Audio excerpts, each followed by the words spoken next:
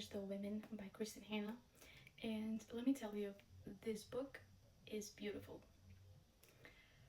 I unfortunately was in a reading slump. I think I still am, but it looks like I'm getting out of it slowly. But I'm upset that I was on a reading slump when I read this one because this is such a beautiful book. It's different from The Nightingale because that's the first book that I read of this author. The Nightingale is has two storylines.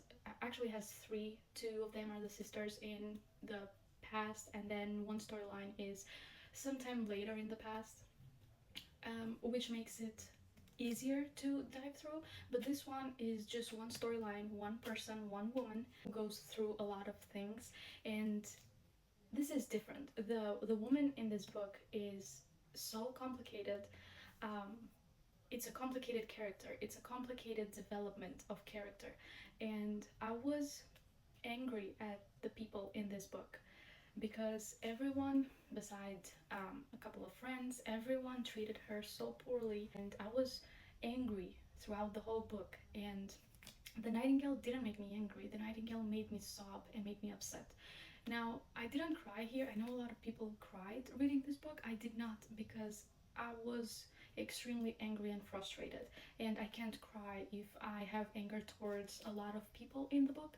It does follow a war storyline in the beginning, so it might feel like it's kind of slow in the beginning, but then it picks up.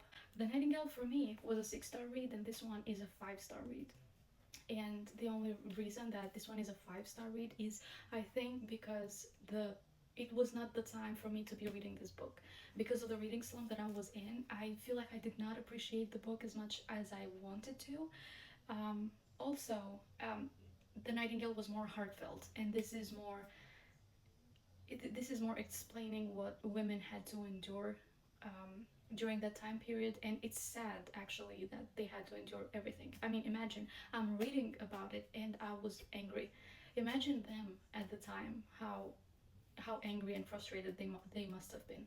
I am happy with the ending, although I wanted this book to have a little bit more, because because it's so sad, the whole book is so sad. This woman's life is so sad, and we do get a glimpse of happiness in the end, and I wanted that to last. It was not much, but I wanted that to be a bit more because all of this was suffering, and I really wanted to see a little bit more happiness towards the end. But either way, it's still a 5-star read, and I highly recommend you read this book.